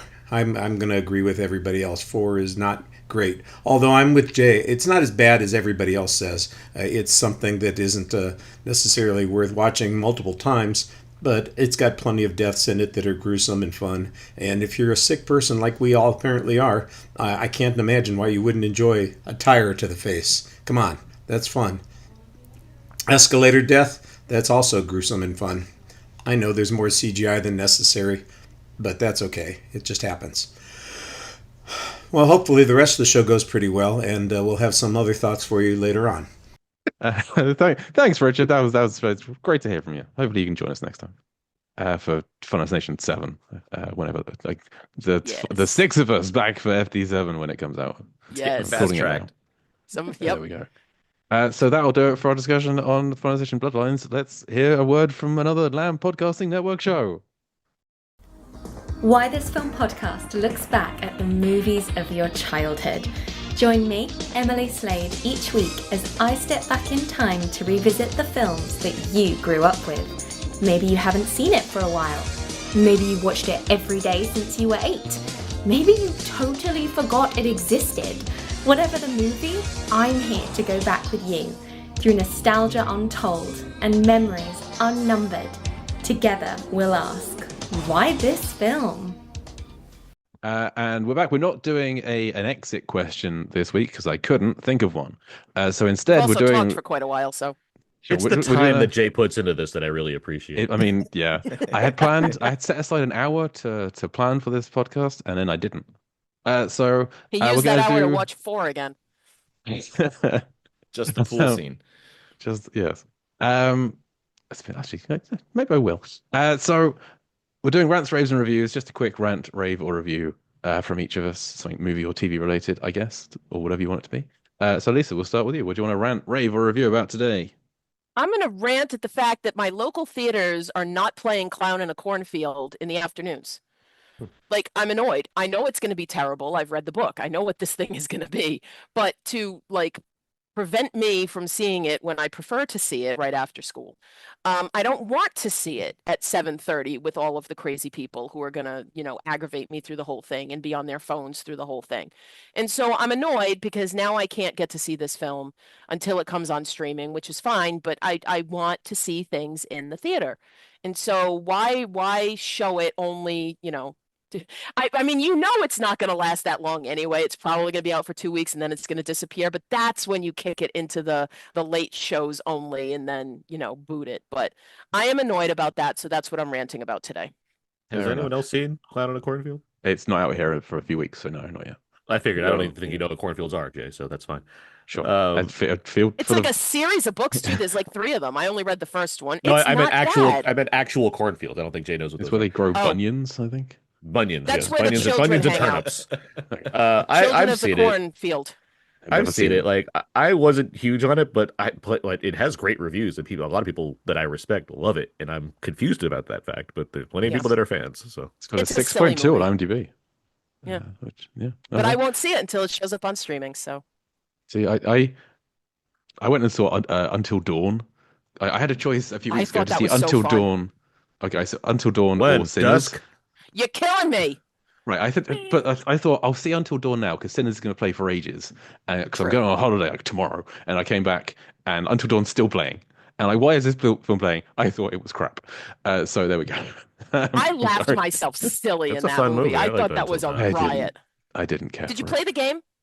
I've never I didn't heard play of the game. Oh, that's Uh, why I bought a PlayStation, so I could play that game. In fact, I held out for a year because I'm like, I'm never going to play anything on this thing. And I finally was like, damn it, I want to play this game. So I got it for that. And I just loved seeing, the hell, what's the guy's name? The guy who, Stormare. Stormare, thank you, Peter Okay. Stormare. I love him. And I was like, he's in the game. He's one of the actors in the game. Rami Malek, Hayden Panettiere are in the game, and they've got nods in the Amateur? movie too. Yeah. Yeah. And so it Jolt was from A kind of Bug's fun. Life? I just thought that movie was a complete silly mess, but I just thought like going into it, it's going to be that. And then when you end up enjoying it a little more, I thought it was fun. I'm sorry you didn't like it. Please go see I mean, Sinners. I'm done. Okay, well, if we wrap this up in the next 90 minutes, then I'll go and see Sinners. Then. Well, we still have to go through all the reasons why Justin hates I two just so want much. That might take a everybody while. to see Sinners. Okay. Justin, rant, rave, or review today. What do you got? I'm gonna rave. It was my birthday recently, and Hey, so happy birthday. as a well, that's not why I said that, but thank you. And I decided I was going to just start a tradition a year later, meaning it's something I did last year, and I was going to do it again this year, and so now it becomes a tradition. And I rewatched 12 Angry Men on my birthday. Love it. And hot take, great movie. Sure is. Yeah. And love it. just I think, I really want to balance the Final Destination Bloodlines with 12 Angry Men. I think that it just shows just the range that someone can have in terms of movie liking. good. And It's good. I just think it's perfect. So just Yeah. want to shout out 12 Angry Men. Fair enough. Yeah. It's one of my favorites. Good. Matthew, you got a rant, rave, or review today?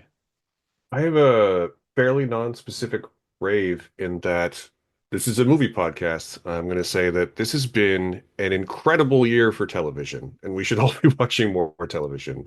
Andor just ended, and it's maybe the best Star Wars has ever been. The Pit has been maybe the best Pit medical rocks. drama ever, maybe, certainly of its moments. Yeah. The finale of The Studio is this coming week, and if you haven't been watching The Studio, it is one of the funniest things. And It's a good like finale. I say this as a Very person solid. who is very into filmmaking, but and I thought it was hilarious, and my wife, who could not give a shit about filmmaking, also thinks it's hilarious. Like it's just been an amazing year for television, and I feel like as movie nerds, sometimes we forget that television can be great too. And so go watch all the amazing TV that's on right now is my take away from this year. Yeah. And so screw far. Disney for finally pulling the trigger on the "you are not in this household" password sharing, because it was fine yeah. a couple of days ago and suddenly it doesn't work. And it was like, screw you, at least let us get through the season.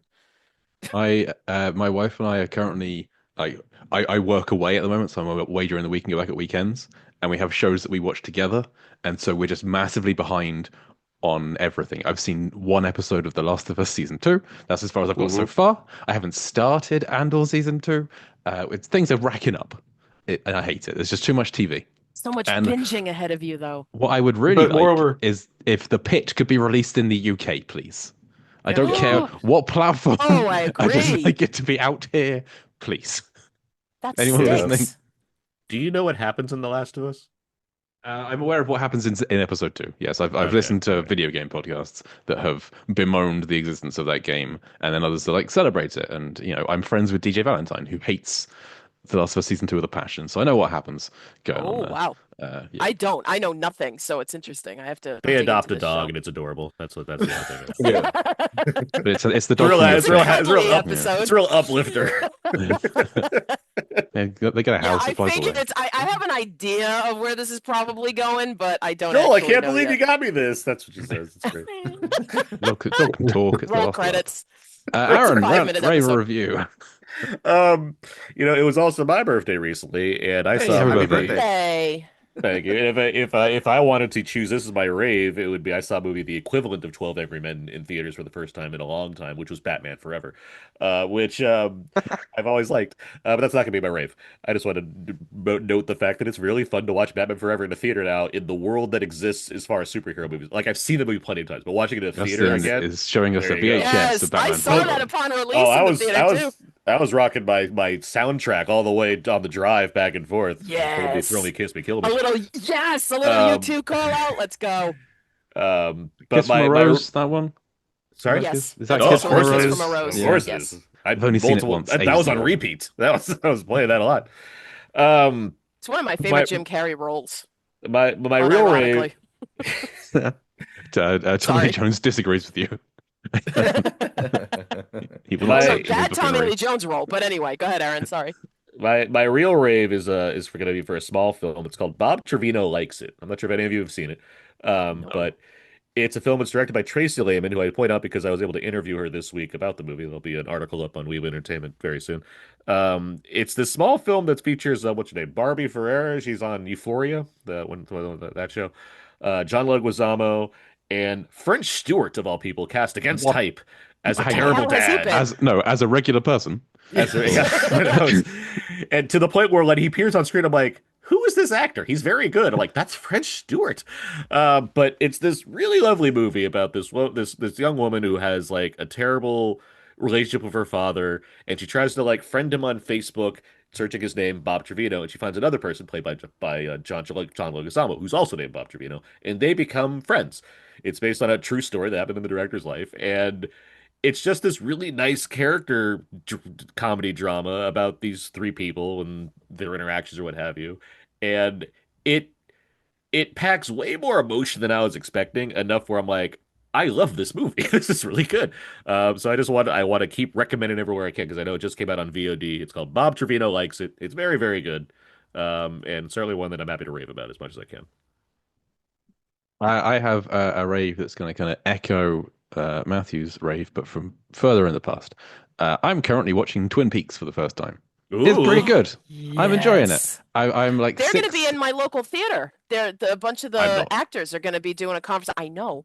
I'm just saying, like, fun fact, they're going to be in my local theater this summer. Anyway. Well, at time of recording, I am 6 episodes into season 2. I have met Okay. a man who crawls over a couch, and that man can fuck the fuck off. I hate him. Not a fan of that guy. But I'm enjoying the show so far. I need live tweets. Jay Well, watches I'm Twin doing an Peaks. episode by episode reviews, run-throughs on my site. So I've only done up to Good. I've done all of season 1 so far. I keep watching it on the train. So So you did season 1. You're in season 2 right now. Yes, 6 episodes. Okay. Yeah. You're 6 in. So I'm going to be curious where your thoughts go. Because a lot of people stray away when the later parts of season 2. Well, I recently bought Twin Peaks: The Return, whatever it is, on DVD the other day, so I'm sticking with it till the end. I can't find Firewalk with Me. That's a little mission I'm going to have between 2 and 3. Yeah, it's not. It doesn't seem to. I'm not like I can't find Firewalk with Me without paying a shit ton of money for it. Like I'm not paying £30 for a film I've heard not great things about. I'm gonna. Well, that mileage may vary. I loved Firewalk with Me. I think Firewalk was great. Here's some advice, because my friend and I, we watched all of Twin Peaks 2 years ago now. At this point, watch all the first 2 seasons, then watch Firewalk with Me, and then you're gonna be like, I should go to The Return. On the latest, the Blu-ray for Firewalk with Me, they have like an hour and a half worth of deleted scenes from Firewalk with Me that fill in a lot of things about the different characters in Twin Peaks. Watch all that, then watch The Return, and it's going to be so satisfying to see how everything transpires or whatnot. It's pretty great. Well, it's very satisfying to watch The Return and be like, wow, Lynch really knew what he was doing here. Every week I have. Sorry. For what it's worth, JustWatch.com says that Firewalk with Me is £10 to buy or £3.50 to rent right now in the UK. Okay, thank you. I think it's because Jay insists on physical media. Jay is historically cheap. And no, there's nothing wrong with that. I'm just thinking, like get the streaming version, maybe not just the physical. Just rent it on iTunes. That's the easiest way. £3.50 to rent on iTunes. So I've still got most of season 2 to get through. So once I'm there, he has time. By the time Jay gets there, it won't be there anymore. Well, I currently have 2 5-hour train journeys a week. And so I just take my laptop and I watch like 4 episodes of Twin Peaks on the train. Wow. Oh, perfect. Which is going quite well.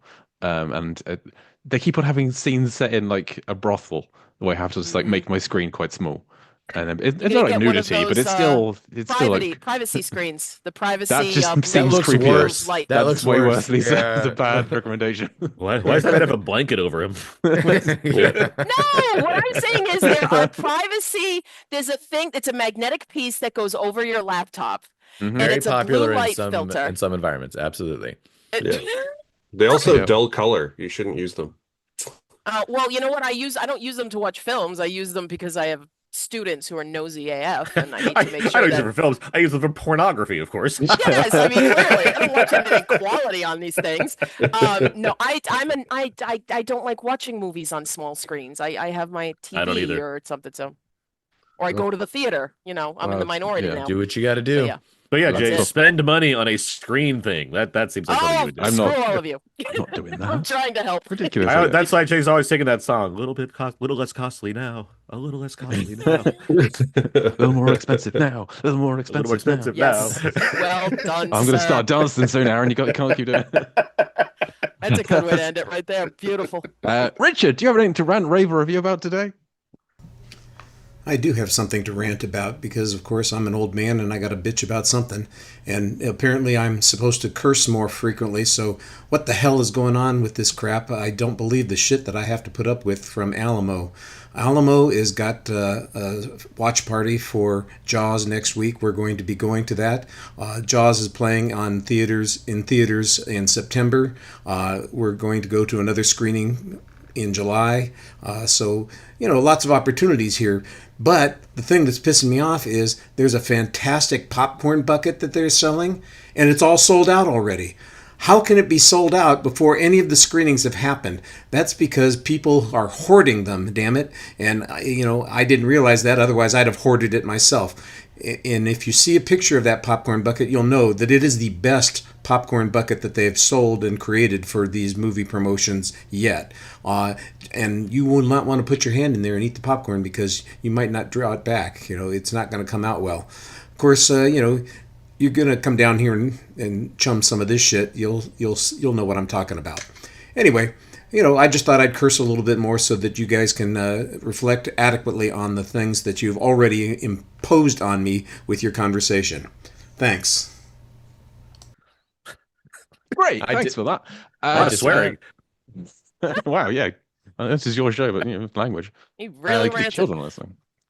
So that'll do it for our Lambcast episode. Who knows what number this is on I need to say Twin Peaks Fight Walk with Me, because that's what tag I have open, and I'm like Ron Burgundy on Fun Nation Bloodlines. I hope you've enjoyed it. Now it's time for plugs. Matthew, what would you like to plug, promote, etc.? Well, I write freelance, so you can just find all the stuff that I write by going to either my portfolio page, which is stretched.ca, or I have a Patreon as well, where it all gets linked, which is patreon.com/MC Simpson. I have reviews of what do I have coming up soon? I just submitted something. Murderbot was out this week for Great TV I Exclaim. need to watch. Yeah, it's a good show. I have a review of the new Reanimator 4K limited edition disc coming out. I think the disc is out, but the review should hopefully be out today or tomorrow on movies we texted about. So yeah, lots of good stuff in the pipeline right now. And also physical media collectors, spoiler alert, that is a disc worth owning. It's definitely a disc worth owning. Nice. Fantastic. Lisa, any plugs? You can catch me on various podcasts here and there. You can catch me on Rabbit Hole Podcast, Pictures and Conversations. We release episodes every 20th of the month. We have plenty of backlog going on there.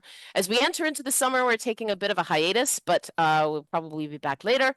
But other than that, you can catch me here on the Lambcast, and you can go back and listen to my little Final Destination tour that I did this summer on various podcasts, like the Deep Blue Sea podcast and Lambcast Movie of the Month. And I don't know, you just never know where I'll pop up next. Fantastic. Aaron, plugs. Oh boy, am I in a lot of places these days. I, of course, host Out Now with Aaron and Abe. That is a show where my friend Abe and I talk about weekly movie releases. In fact, now that I'm thinking about it, we have a very special guest coming to this week's episode where we're also going to be talking about Final Destination Bloodlines. Jeffrey Reddick, creator of the Final Destination franchise, fantastic. is joining us once again to talk about So the newest cool. entry in the series, which I'm very excited about. Can you ask him, please, how he felt about the pedantic character at the end being named after him? Yes, I noticed that completely. It's like, oh, Dr. Reddick, and I was like, all right, great. But yeah, I'm very excited about Amazing. that, to have him back on the show. So yeah, that's a lot of fun. I also co-host the show Two Black Guys Talk Godzilla, where my fellow film critic friend and I, Terrence Johnson, we talk about the Godzilla films in chronological order on a bi-weekly basis. We just released our Godzilla versus King Kong versus Godzilla episode. We have Mothra's coming up next, so stay tuned for all that fun. And I'm also on the podcast The Summer of 2015 at 10, a continuation of our Summer of series, where we talk about the past summer movie seasons at various anniversaries. This year we're obviously going over 2015. We just released our Mad Max, Fury Road, Pitch Perfect 2, and other movies episode, and more is coming on the way there. Everything I do can be found on my personal Substack page, dakotazeek.substack.com. I write for We Live Entertainment, and I'm on all the socials at Aaron's PS4. Thanks. And to echo my Bloodline Sinners thing, I saw Pitch Perfect 2 like a week before I saw Mad Max Fury Road. I paid to see both. And that was more of a, what does my wife want to see than what do I want to see? But there we are. Justin, do you have any plugs? Just my archive, it exists. The Rambling Ramblers movie podcast. There's still 50 episodes that exist out in the world, Spotify and wherever you get your podcasts. I have 4 on my phone waiting for me to watch the films of them, and then I'll go back and listen. They stack up. Yeah. I mean, if as soon as you watch a movie or you see a movie that's on the list, and I promise you'll enjoy it. Also, What Do You Love was the podcast I did after that. Waterfalls. Oh, sorry. You answered that once upon a time with that answer. Yes, so if you would like to know Jay Cluett a little bit better, check out What Do You Love, a certain episode that includes the title Waterfalls, which is the only podcast I've been on that my sister has listened to. Oh. And is also the only podcast I've outright complained about her children. So that was nice. There we go. She listened to it. She listened to it twice. Great. And yes, I think you're going to be on a future episode of the Lambcast as well, Justin, talking about your favorite actor of all time. I am, yeah. The Tom Cruise draft is coming up. I've been prepping. I've been trying to catch up. I'm on that episode. I'll be there. Are you? Oh, do you have a strategy planned out? Because I'm working on strategy. Pick the ones that other people want to pick. Yeah. Okay. That's pretty good. As for me, you can find me over at Deep Blue Sea, the podcast, where we cover Deep Blue Sea, scene by scene, and other films similar to it. So this week, I have a schedule. Where is the schedule? This week,